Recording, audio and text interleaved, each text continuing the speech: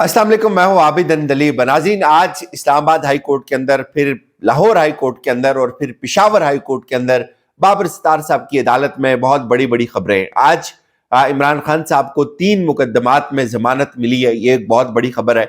उसके साथ साथ लाहौर हाई कोर्ट ने एक अपसेट कर दिया है, ये एक बहुत बड़ी खबर है। इलेक्शन कमीशन के हवाले से एक बहुत बड़ी खबर है। इसके अलावा इमरान खान साहब के खिलाफ आने वाले जो गवाह थे, आज उनको कमरा अदालत में मुंह छुपाने पड़ गए। उनका जो निकाह का मामला है उसके ऊपर भी फैसला महफूज हुआ है।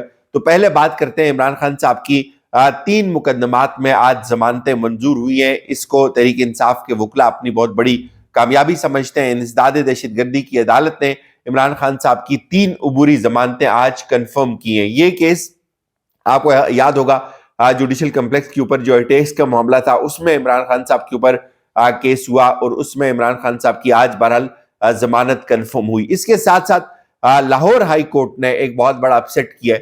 बाबर सत्तार साहब के मामले के ऊपर भी आते हैं, उनकी अदालत से भी एक दो बहुत बड़ी खबरें। लेकिन लाहौर हाई कोर्ट में इमरान खान साहब के वकला ने तौहीन इलेक्शन कमीशन के खिलाफ एक दरखास्त दी और उसका जो ट्रायल हो रहा था अडयाला जेल के अंदर उसके खिलाफ, तो उसमें आज इमरान खान साहब के वकील ने ये इस्तदा की कि तौहीन इलेक्शन कमीशन की कार्रवाई में जेल ट्रायल जो हो रहा है इसका नोटिफिकेशन मुअत्तल किया जाए।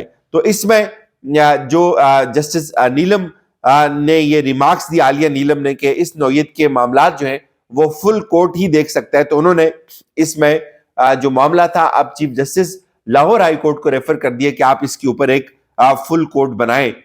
ये एक तहरीक इंसाफ के जो वकील हैं इसको ये समझते हैं कि ये उनके लिए एक बहुत बड़ा रिलीफ होगा। लाहौर हाई कोर्ट अगर उस जेल ट्रायल के नोटिफिकेशन को मुअत्तल कर देता है तो उसके बाद जितने भी बाकी दीगर नोटिफिकेशन हुए हुए उनके ऊपर सवाल जरूर उठेंगे। इसके साथ साथ इस्लामाबाद हाई कोर्ट के अंदर एक दरखास्त आती है कि इंतखाबी फहरिस्तों की दुरुस्तगी तक इलेक्शन कमीशन को इंतखाबी शेड्यूल जारी करने से रोका जाए।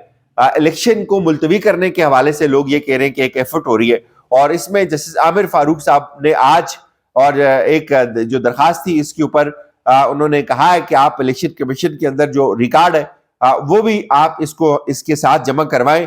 और वो कह रहे हैं कि हम पेश करदा रिकॉर्ड का जायजा लेकर आर्डर कर देंगे और गुज़श्ता समात पर अदालत ने दरखास्त गुजार को इलेक्शन कमीशन से रुजू करने का हुक्म भी दिया था। तो इसमें जो आफ्ताब आलम विरक है उन्होंने इलेक्शन कमीशन से भी रुजू कर दिया है और अब इस्तदा ये की जा रही है कि जब तक जो इंतखाबी शेड्यूल है उससे पहले जितनी भी इंतखाबी फहरिस्तें हैं उनका मामला अगर ठीक नहीं होता उस वक्त तक इंतखाबी शेड्यूल जारी ना किया जाए। अब आते हैं ऑडियो लीक के ऊपर। बाबर सत्तार साहब की अदालत में एक केस था, अचानक से उस केस को हटा दिया गया। और केस क्या था? बुशरा बीबी साहिबा ने एक इस्तदा की आमिर फारूक साहब इस्लामाबाद हाई कोर्ट से कि उनके जो वकील थे लतीफ खोसा साहब, उनके साथ उनकी एक ऑडियो जो है वो रिलीज हुई है और इसके ऊपर बाबर सत्तार साहब ने एक नोटिस जारी किया था।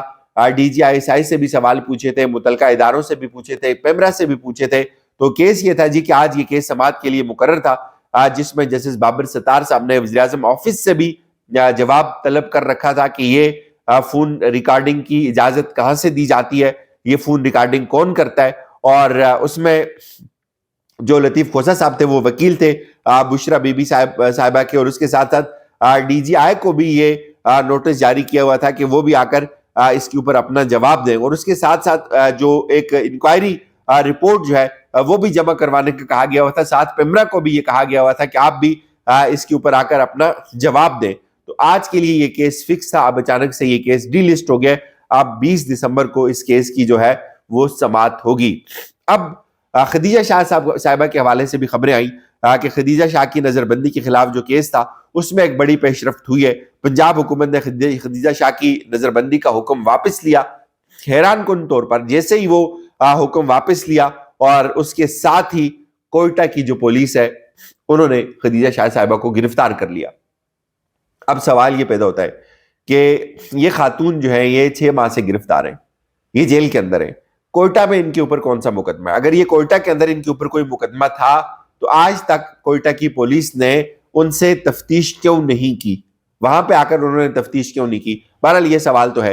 अब दूसरी खबर भी है आमिर फारूक साहब की बाबर सत्तार साहब की अदालत से, और खबर यह है कि शहरियार अफरीदी और शानदाना گلزار صاحبہ کے خلاف جو اختیارات سے تجاوز کا معاملہ تھا، اور جس میں ڈپٹی کمشنر عرفان نواز میمن اور ایس ایس پی آپریشن جمیل ظفر اور دیگر کے خلاف توہین عدالت کا کیس تھا، جسٹس بابر ستار نے 26 جنوری تک بیان حلفی جمع کرانے کا حکم دیتے ہوئے ہدایت کی ہے کہ اس کے علاوہ اپنے دفاع میں جو بھی ریکارڈ لانا چاہتے ہیں وہ لائیں۔ 26 جنوری سے اس کیس کی روزانہ کی بنیاد کے اوپر سماعت ہوگی اور اس کا فیصلہ کریں گے۔ اور اس سے یہ لگتا ہے عامر فاروق صاحب جو بار بار میں کہتا ہوں عامر فاروق صاحب جو بابر ستار صاحب ہیں، وہ اس میں توہین عدالت جو ہے وہ اس کی طرف جا رہے ہیں۔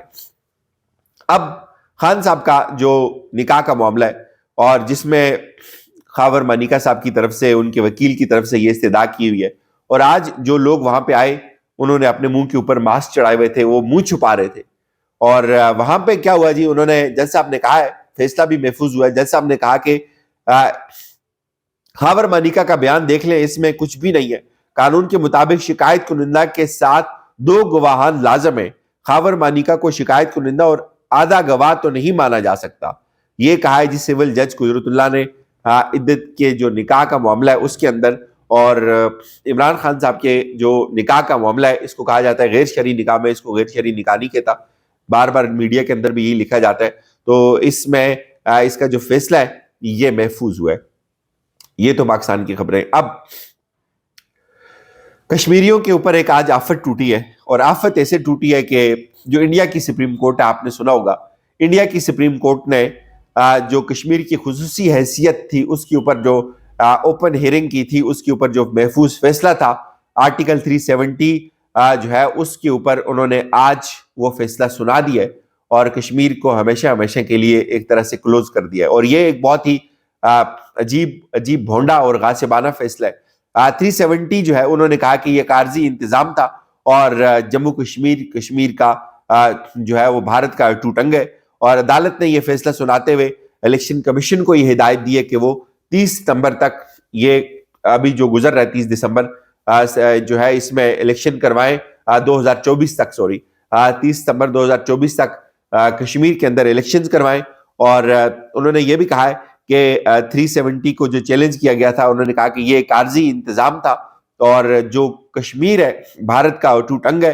5 اگست 2019 کو انڈیا میں برسر اقتدار آنے والی جو بھارتی جنتا پارٹی تھی، مودی کی حکومت، انہوں نے 370 کے جو خاتمہ ہے اس کا اعلان کیا تھا۔ اس کے بعد بڑا شور بھی مچا، بڑی آوازیں اٹھی، لیکن آج بالآخر شب خون مارا ہے کشمیریوں کے اوپر، کشمیریوں کے سٹیٹس کے اوپر، کشمیریوں کے آزادی اور خود مختاری کے اوپر، اور کشمیریوں کا جھنڈا ان سے چھین لیا۔ اور اس فیصلے سے پہلے یعنی کہ ریاست کو یہ پتا تھا، مودی کو یہ پتا تھا کہ اتنا مینج ہوئی ان کی سپریم کورٹ، بالکل جس طرح پاکستان کی سپریم کورٹ چل رہی ہے اسی طرح کا فیصلہ ہندوستان کی سپریم کورٹ نے بھی دیا۔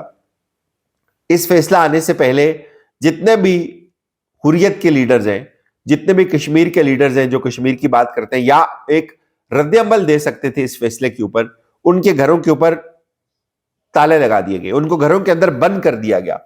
کئی ایسے لیڈرز ہیں جن کو گھروں کے اندر محصور کر کے اب ہندوستان کی یہ جو کورٹ ہے اس نے یہ فیصلہ سنایا ہے، اور کشمیری اس فیصلے کو بالکل نہیں مانیں گے۔